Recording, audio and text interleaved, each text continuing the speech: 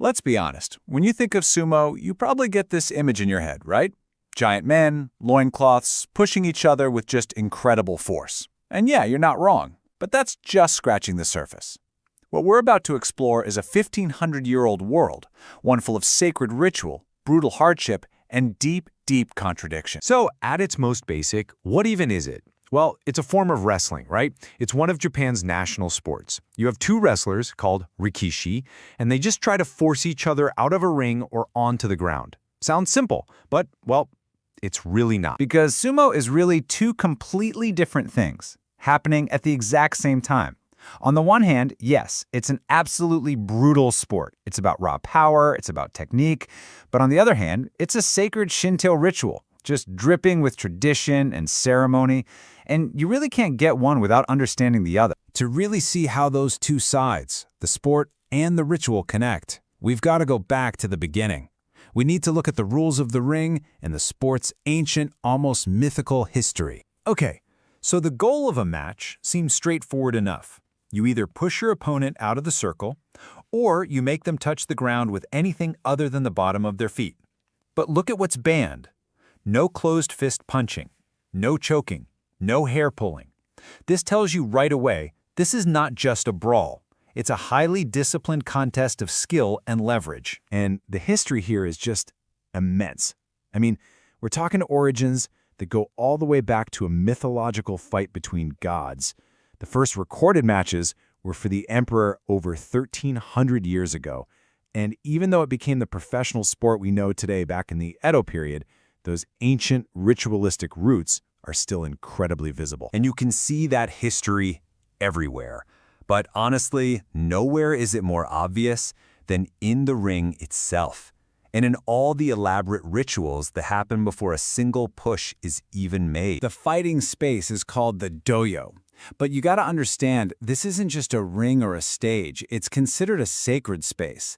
It's made of clay and it's purified according to these really old Shinto religious traditions. It's holy ground. The circle itself is even made from bundles of rice straw. So before any fighting happens, the ring just comes alive with all this ritual. The top wrestlers purify themselves with power water. They throw handfuls of salt to cleanse the ring of evil spirits.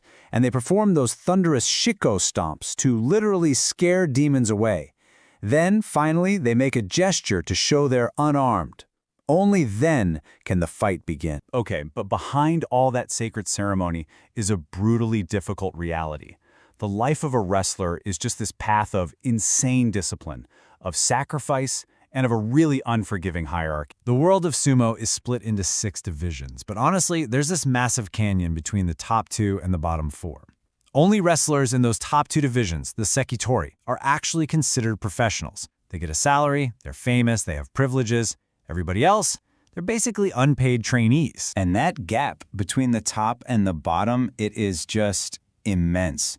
A top wrestler can make a huge salary, they can have their own apartment, get married. Meanwhile, the lower-ranked guys, they get a tiny allowance, they live in dorms, and their days are spent cooking, cleaning, and basically being servants to the senior wrestlers. They're not even allowed to have a girlfriend. The pressure to climb that ladder is everything. Now, to compete in a sport with no weight classes, size is a weapon. So wrestlers eat a truly staggering amount of food. We're talking 8 to 15,000 calories a day. They bulk up on this protein-heavy stew called chanko nabe, and then they take these long naps to help their bodies turn all of that into mass. But here's the thing about sumo. Even if you have the perfect size and you have just unbelievable once-in-a-generation skill, it still might not be enough to get you to the very top. And there's no better proof of this than the story of this legendary wrestler, Raiden Tamamian. So Raiden was, just by the numbers, an unstoppable machine. He won over 96% of his matches. That's a record that has never, ever been touched. Over a 21-year career, he was only beaten 10 times. The guy was just on another planet. But here's the crazy part. Despite that insane record, Raiden was never promoted to Yokozuna, the sport's highest, most sacred rank. So why not? Well, some people say it was politics between the powerful bosses of his stable. Others say it was his lifestyle. Apparently, he liked to party, and that just didn't fit the dignified image you need to be a yokozuna. And that whole story kind of hints at this deeper, much darker side of sumo.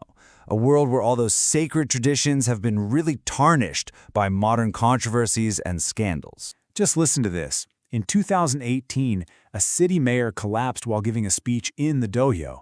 A female nurse rushed out of the crowd and started giving him CPR. And you know what happened?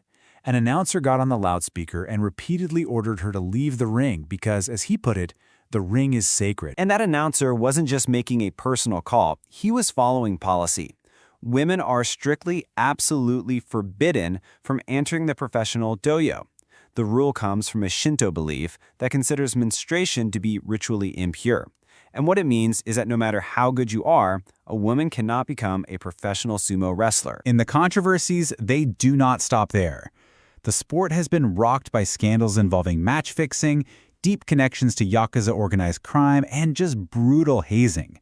In 2007, a 17-year-old trainee was beaten to death by senior wrestlers.